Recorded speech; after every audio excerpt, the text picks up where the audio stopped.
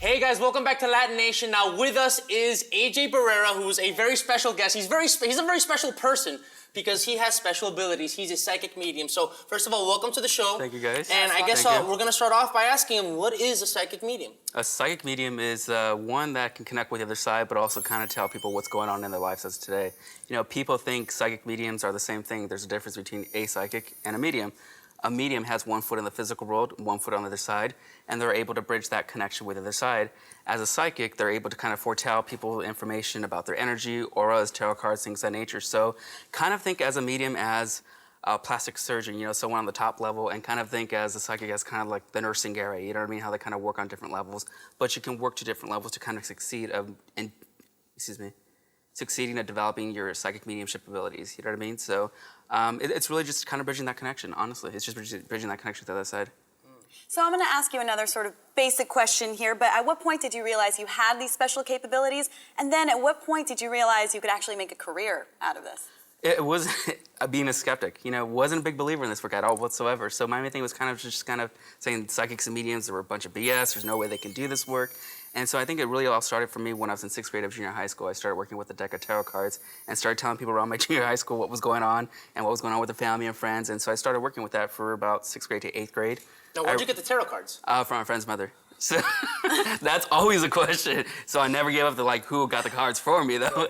So, but the situation is that my mentor was a medium herself. She's a high school teacher. So she was the one that kind of discovered saying you have the ability to connect with the other side. And so I started working with her for 4 years. And when I reached 19 years old, I kind of landed a job on a couple LA radio stations for 2-3 years, and things kind of just took off from there. So you must have gone to public school, right? Because I know at my private Catholic elementary school, there's no way my teacher would be handing out tarot cards and get fired. No, it was very taboo. I mean, coming from a Catholic background, it was negative. It wasn't the right thing to go into. And my parents, they were so devout Catholics. They're no, it's negative. And they weren't big believers until I was 19. I landed the gigs on radio and stuff like that.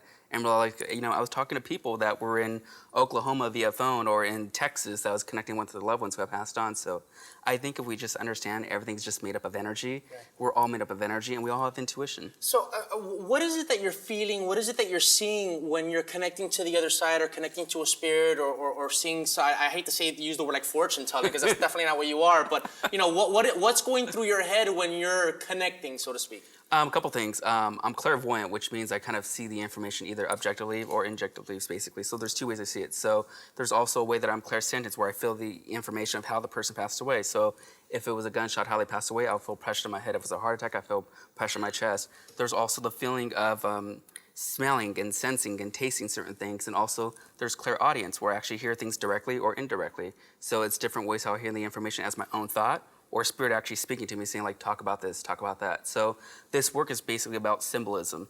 Everything's about my symbols, my frame reference. So my spiritual guides kind of interpret the information, kind of have that little file cabinet in my head saying, okay, AJ, talk about this, talk about that. And they will show me references to talk about someone's loved one that passed away. And to even be more specific, they'll give me detailed stuff like someone's house layout or how it looks or the color of the carpet or the remodeling. So if spirit wants to come through that way, just to validate that they're still in spirit. But aren't you scared when a spirit is talking to you? I mean, I would freak out because, honestly, I live alone, and sometimes when it's dark in my apartment, I don't want to look in a corner because I feel like I'm going to see a ghost because I live in an old Hollywood building, and I'm scared. I don't want to see the ghost. Don't you get scared when you see or hear the ghost? I think once you kind of have an understanding about this work, I think it's being grounded, being protected about this work. I mean, I fear more the living than the dead, to be quite honest, because the living can actually harm you. The dead is not so bad, you know what I mean? So I think the factor with connecting with the other side is that if you're just open and understand that it comes from good light and positive energy, that energy will come back to you in the right way. So it's not going to harm you, but I did have experiences that energies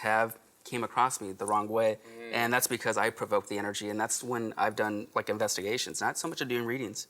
So, okay, so just to backtrack a little bit, how do you go from being a complete skeptic to getting tarot cards and allowing yourself to be open enough to this process? Because I would imagine that you have to be someone who is going to be, open to allowing these spirits to be able to communicate with you in the first place. So how do you make that jump? I think the jump for me was for me, it was watching certain shows, daytime talk shows that they had, hosts that were on there interviewing psychics and mediums, there was this one episode or this one show specifically that kind of dwelled on like the paranormal, UFOs and things of that nature. So to me, my thing was trying to figure out, I can't say I was a complete skeptic because yet there was some sort of fascination or something that intrigued me to make me figure out like, is this real? So the more that I kind of gone into it and researching it, the more gradually things kind of started working with me spiritually on that path, if you will, not so much of being the religious part aspect, because I still had that following of like believing God, do this and go to the catechism, the whole 9 yards. So it was kind of like my faith was kind of mixed up, and so I kind of was thrown into this kind of figuring out my own path with spirit and divine. And